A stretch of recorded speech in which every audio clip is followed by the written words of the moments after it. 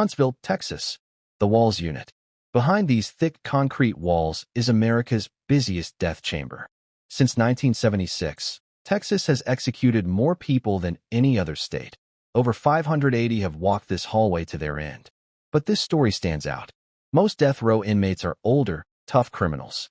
Michael Perry was only 19 when he committed the murders that ended his life. People kill for money, revenge, or passion. Michael Perry? He murdered 3 innocent people for something we all use daily: cars. On October 24, 2001, 2 teens wanted fancier rides. What followed shocked even veteran cops. In under 24 hours, Michael Perry and his buddy Jason Burkett turned a peaceful Texas town into a nightmare crime scene that still chills detectives. 3 victims: a 50-year-old nurse, her 16-year-old son, and his 18-year-old best friend. All killed just for 2 stolen cars. Here's the creepy twist. Both killers got caught. Both confessed. Both were guilty of the same crimes. Yet only one died for it. The other? Still alive in prison, up for parole in 2041. How does a judge pick which teen lives and which dies? What saved one killer in court while dooming the other? Like and subscribe, because this tale shows how fast a normal life can explode into horror. This is Michael Perry's story, and the night 3 families lost everything over 2 stolen cars. Michael never had a real chance. His teen mom gave him up for adoption. His loving new parents had no clue what was coming. By 1st grade, doctors said he had attention deficit disorder. His brain couldn't focus or stay calm. That was just the start. In 7th grade, oppositional defiant disorder. By 8th, conduct disorder. Each label meant one thing: Michael was turning dangerous. His parents tried it all: counseling, therapy, mental hospitals. Nothing helped. Michael stole his mom's jewelry to sell it. He smashed the family van into a mailbox. He broke into neighbors' houses just to wreck stuff, ripping wallpaper, carving up wood. Schools gave up, so his frantic parents shipped him to Boys Town in Nebraska, a fix-it spot for bad kids. But Michael's evil peaked out fast. After 3 months, he scared a worker stiff. "You work here. Why? Guys like me will rape or kill your kids." They locked him in the secure wing for 4 months. He only got darker. Last-ditch try. Casa by the Sea, a tough rehab in Mexico for messed-up American teens. He finished high school there, but at 18, he bolted and vanished. Nightmare followed. Homeless in San Diego, no ID, no skills, no plan. He made deadly choices. An old guy gave him a bed for sex. Michael said later, "Starve or sell myself. I'll sell." Pills became his fix. He stole meds, sold them to score more. Parents begged, "Come home, get a job." He picked the streets. Jason Burkett's life? Hell from the womb. Mom shot meth while pregnant, frying his brain early. After birth, she ignored the kids. Big sister raised the rest. Worst beast, Dad Delbert, a pro-crook who made home a battlefield. Jason saw Dad pound Mom nonstop, shoot her with a pellet gun, even rape her once.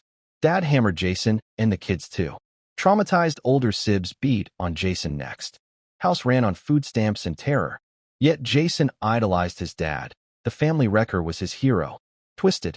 In the months before October 2001, Michael Perry and Jason Burkett found each other.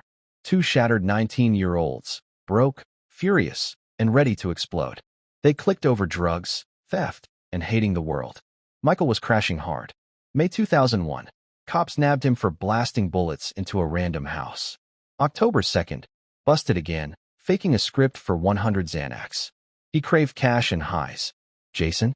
Dad's beatings taught him, grab what you want, hurt who gets in the way. Normal. Together? Pure poison. Michael's wild rage plus Jason's violence fixes everything equals disaster.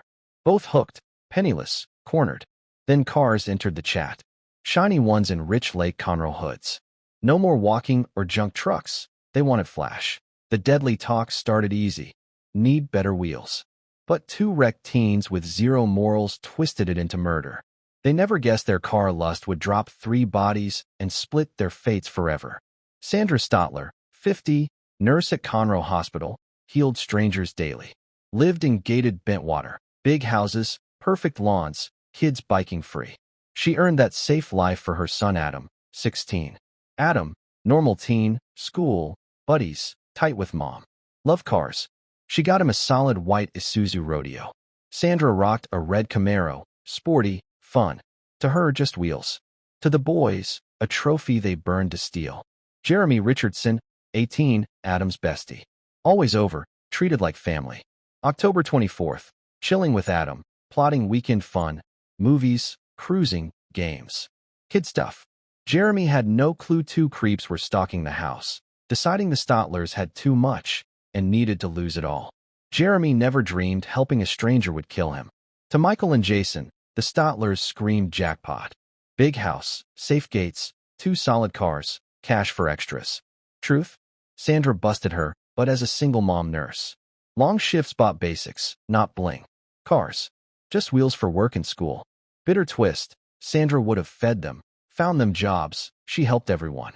But they saw prey, not people. Mom and son became roadblocks to the rides. October 24th, 2001. Sandra prepped for tomorrow's shift. Adam buzzed for Jeremy time. Jeremy just showed up loyal. None knew 2 psychos had signed their death warrants. Plans sounded easy. Roll up in Jason's girl's truck, beg a couch. Crash, wait for snores, snag keys, ghost with Camaro and Rodeo. Morning? Gone. Stotlers claim insurance. No blood. They knocked. Sandra opened, spotted Michael, Adam's buddy. Smiled, invited in. Then she dropped the bomb that blew it all to hell. Adam wouldn't roll in for 2 hours. Big snag. Plan needed the whole house snoring. Kid gone meant no chilling without looking shady. Sandra might grill them or ring Adam. They bailed, hopped in the truck, started rolling out. But halfway to the curb, panic flipped to frenzy. They'd come too far, eyed the prizes, knew she was solo. Why stall? Grab now. Parked blocks away, snuck back. Minds snapped from crooks to killers. Jason played decoy at the door. Michael slipped in via garage, shotgun in grip. No more waiting games. He ghosted through, knew the house, ducked in laundry room, crouched like a beast. Sandra clueless, death inches from her chill night. Michael banged the back door from inside. She checked, boom. First blast ripped her before she blinked. Nurse who saved lives now clawed for hers. But Sandra fought wild. Gutted by buckshot. She pushed up, gasping. Michael pumped the second round. She dropped for good. They draped her in her own sheets. They hauled her into the truck like an old couch. Drove to Crater Lake. Shoved her in. Watched her vanish under the water. Not finished. Michael hunted the red Camaro keys. Nothing. Sandra died for 0. New call. Return later. Grab both cars from Adam. 3 hours back. She was a mom excited for her boy. Now she's lake meat. And her killers plot the kid next. They scooped Jason's girl, Kristen Willis, in Conroe. Trio rolled back to Bentwater. Sandra chilling dead in the lake. Gate blocked. No code. Parked outside. Stalled for Adam. Story cooked. Buddy shot himself in the woods. Bleeding bad. Help. Adam's white Rodeo pulled up with Jeremy. Teens fresh from movies, hangs, or cruise talk dreams. Clueless. Driving to doom. Michael and Jason waved them down. Emergency. Follow us. Adam and Jeremy jumped in. Good guys help. Kristen stayed truckside. Scared of Jason, said nothing. Watched the boys walk off with monsters. Pure devil in disguise. Jason blasted Jeremy first. The 18-year-old was helping someone when he was suddenly shot dead in the dirt. Jason returned to Adam and asked, "Did you hear those gunshots?" Adam's stomach sank. Something was wrong. Jason said he'd take him to the others. Hoping Jeremy was okay, Adam followed deeper into the Texas woods. Jason Burkett then shot 16-year-old Adam 3 times. The helpful teen died beside his best friend. 2 promising young lives ended as bodies on the ground. Michael Perry searched Adam's corpse, taking his wallet and car keys. He and Jason drove off in the stolen Isuzu Rodeo. Their horror night continued. Back at Sandra's house, Michael got the red Camaro keys he'd killed for. With Sandra dead in the lake and her son in the woods, Michael drove the Camaro. Jason followed in the Rodeo. Then they celebrated at a nightclub. For 2 days, Michael drove the stolen Camaro, proud of the triple murder. On October 26th, a cop spotted his traffic violation. Michael led a high-speed chase, crashed, and ran, but was caught with Adam's wallet. Arrogantly, he gave Adam's name and was booked as Adam Stotler, then released on bond. The next day, October 27th, Sandra Stotler's body was found floating in Crater Lake. The caring nurse was a murder victim. Police began searching for her son Adam and the missing cars. Police had no clue the boy they hunted was already dead in the woods, or that his killer Wassily sat in jail under the victim's name. On October 29th, Michael's fear exploded. He burst into Kristen Willis's house, shotgun loaded, and jammed it against her skull. "I've already killed," he hissed. "One more won't matter." Kristen froze in terror but stayed silent, for now. The end came October 30th. A sheriff's deputy spotted the stolen rodeo at a truck stop. Michael and Jason lounged inside, smug and safe, or so they thought. Their rampage was over. The real horror was starting. Cornered, they rammed a deputy with the car and floored it. A bullet blew out their tire. The rodeo smashed into a store. Both killers leaped out, shotgun in hand, and sprinted.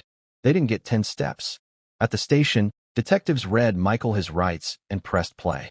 What followed stunned even hardened cops. Michael didn't just confess, he spilled every sick detail.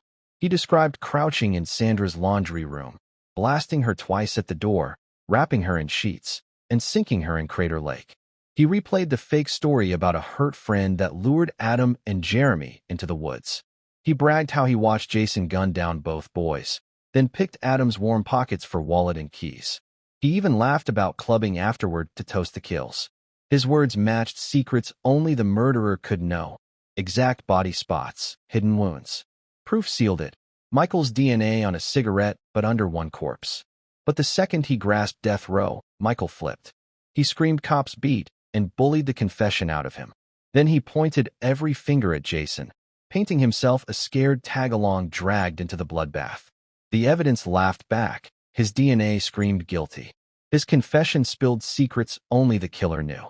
Witnesses saw him driving the stolen cars, flashing the victim's stuff. Worst, Kristen Willis was set to testify. She rode in the truck when they tricked the boys, then watched Michael shove a loaded shotgun in her face. She knew every bloody truth. Michael could twist tales, but proof buried him. To streamline court, prosecutors split trials. Michael for Sandra's murder, Jason for Jeremy's. Both stared down death row. Michael's trial kicked off February 2003. Jury heard his ice-cold confession, saw DNA on the cigarette, but stared at gruesome photos of Sandra's agony. Kristen nailed him as a remorseless monster. Defense whined coercion, young, scared kid. Jury needed 2 hours, guilty. 6 more for sentence, death. Jason's trial 8 months later mirrored it, guilty fast. But sentencing flipped. Defense paraded abused kid stories, then wheeled in Dad Delbert from prison. The child molester wept. "I was a rotten father. I broke him. Spare my boy." Gallery sobbed. Jason cracked for the first time. Jury voted, life, not death, by 2 ballots. Same crimes, split fates. Lisa Baldwin, Sandra's daughter, sat through both. Michael's needle felt right. Jason's life sentence? Fury. Texas had no true life then. He could walk in 40 years.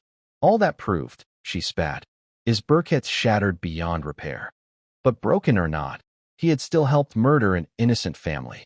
The quiet community of Montgomery County was left in shock.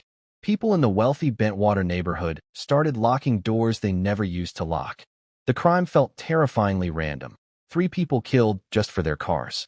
Suddenly, no one felt safe anymore. Years later, the case drew the attention of famous filmmaker Werner Herzog, who made a documentary called Into the Abyss about Michael Perry's final days on death row. Herzog interviewed Michael many times, but still believed the evidence clearly showed he was guilty. Even with all the media attention and countless appeals, Michael Perry never stopped claiming he was innocent. Right up until his last day, he insisted he was framed, that someone else was the real killer. He spent 9 long years on death row at the Polunsky unit in Texas, never admitting to anything. While other inmates found religion or confessed, Michael refused to change his story. His lawyers kept fighting, filing one appeal after another. They said his confession was forced, that his lawyer hadn't done a good job, and that he was too young to understand what he'd done. But none of it worked. The Texas courts rejected every appeal, one after the other. In a final attempt to save his life, Michael's lawyers focused on something new.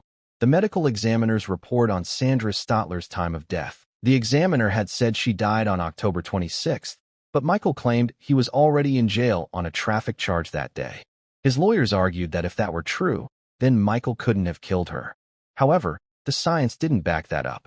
When a body has been in water for days, it's almost impossible to know the exact time of death. The examiner's statement was just an estimate, not a precise answer. The Texas Court of Criminal Appeals and even the U.S. Supreme Court both reviewed the case and rejected his final plea. Every judge agreed Michael Perry was guilty, and his execution would move forward. As July 1, 2010, drew near, his time was almost up.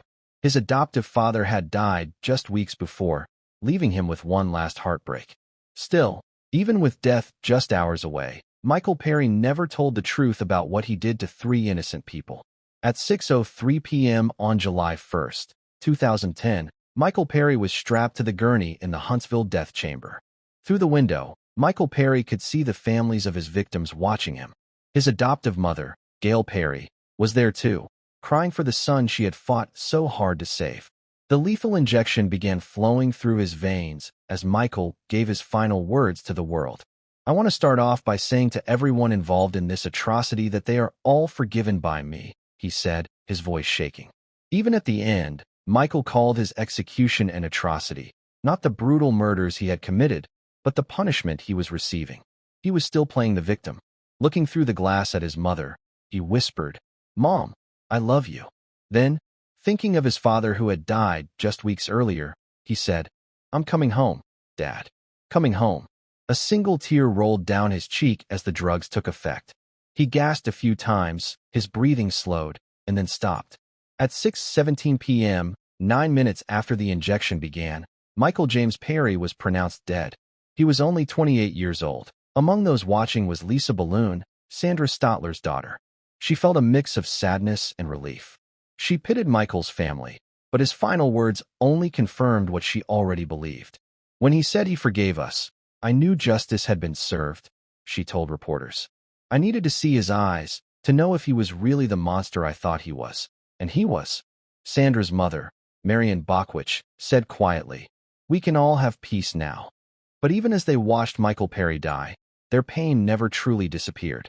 Meanwhile, Jason Burkett, Michael's partner in the murders, is still alive, serving a life sentence in a Texas prison. He won't be eligible for parole until November 1, 2041, 40 years after the crimes. If he's ever released, he'll be nearly 60. In 2018, Jason's girlfriend was arrested for trying to mail him meth in prison, showing that even behind bars, he still had ties to the same dark world that destroyed his life. His father, Delbert Burkett, whose testimony saved Jason from execution, died in prison in 2022 at age 66. He had been serving a 40-year sentence for indecency with a child and, ironically, was imprisoned right across the street from his son. The families of the victims still live with their grief. Lisa Balloon raises her daughters while keeping alive the memory of her mother Sandra and her brother Adam. Jeremy Richardson's family continues to mourn the 18-year-old who died simply trying to help someone. The case leaves haunting questions behind. 2 teenagers committed the same crimes, but only one was executed. Was that fair? Does a broken childhood excuse terrible choices? Can someone be too damaged to be fully responsible for their actions? There are no easy answers. So tell us in the comments, where do you draw the line between justice and mercy?